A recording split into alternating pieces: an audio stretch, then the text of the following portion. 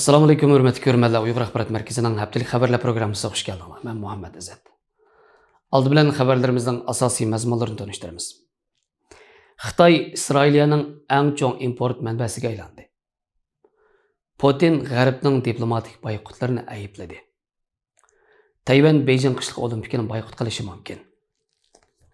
Yevropa ittifoqi Xitoyning Litvaniyaga qilgan nohaq muomala sababli Dunyo savdo tashkilotiga arz sundi. Xitoy qishliq olimpika qatnashadigan davlat va tashkilot rahbarlarining tizimligini e'lon qildi. Xitoy Birlashgan Davlatlar Tashkiloti kishilik huquq oliy komissarining Sharq Turkistonni tekshirish maqsadidan xoli holda ziyorat qilishiga yo'l qo'ydiganligini bildirdi. Tövəndəki xabarlarımızdan təfsili məzmunları basın.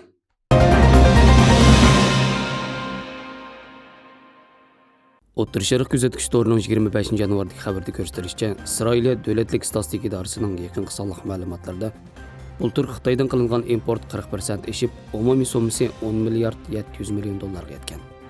O'xshashla mazkur sonliq ma'lumotda ko'rsatilishicha, Isroiliyaning o'zining ilgirki eng chong import manbasi bo'lgan Amerikadan qilingan umumiy importining qiymati 8 milliard 200 million dollar bo'lgan bo'lib, bu 2020-yildagi selishtirganda tövənlagan. Mazkur yangi sonliq ma'lumot Isroiliyaning tashqi siyosat kun tartiblarini oshkorlash va Amerika hukumatini o'zining Beijing bilan bo'lgan savdo muomalatlaridan voqiflantirish besimiga duch kelgan payt o'tirg'i chiqqan. Gerçi Amerika bu vaqtda aniq talabni o'tirib qo'ymagan bo'lsa-mu, ammo prezident Joe Biden Xitoy bilan Isroiliya orasidagi bargan sir cho'nqirilishayotgan munosabatga yaqindan ko'ngil biladi.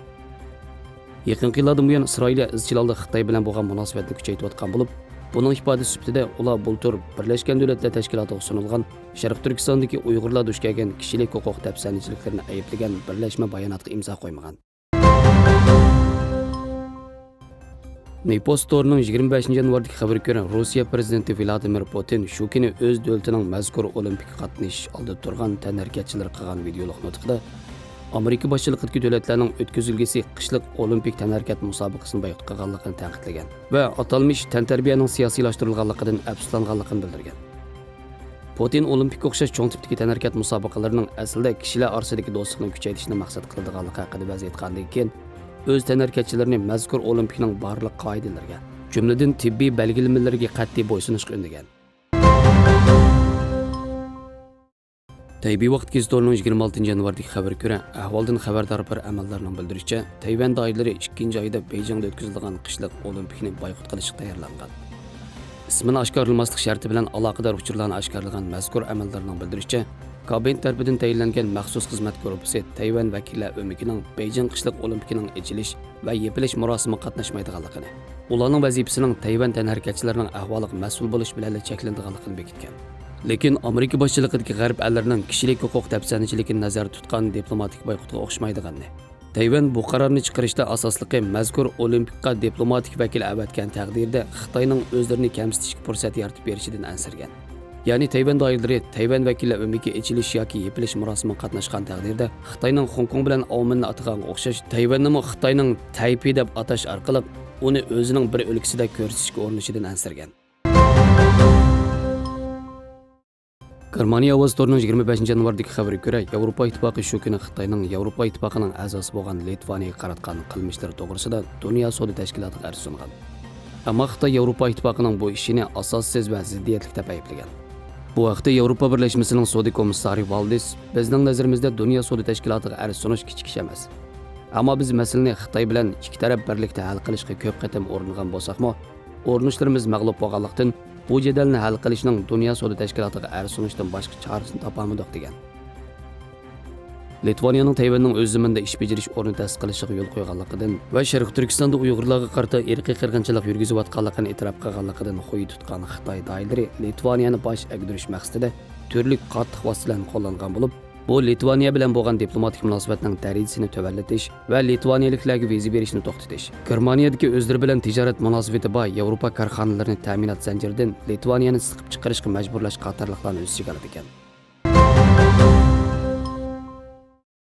Frans 24 torining 28 yanvardagi xabarga ko'ra, Xitoy shu kuni keyingi haftadagi qishliq olimpika qatnashadigan Rossiya, Saudiya Arabiston va Misrning davlat rahbarlarini o'z ichiga olgan nopostlarning tizimligini e'lon qilgan.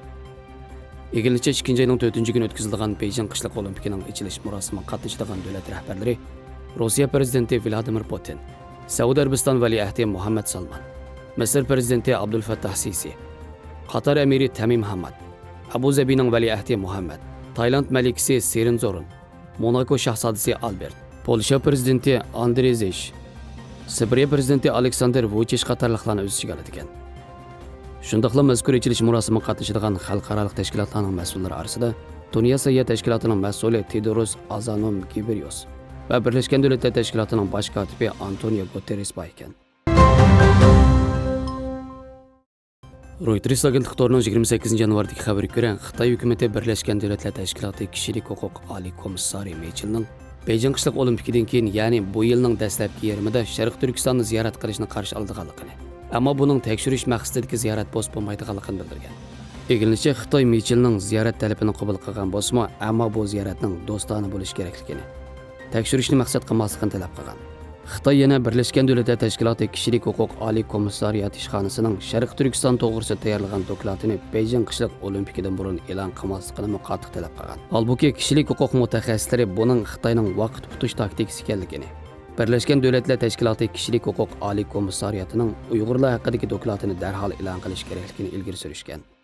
Xabarlarimizni ko'ringlar, rahmat, ko'rishguncha omon bo'linglar, xayr xo'sh, Allohga omonat.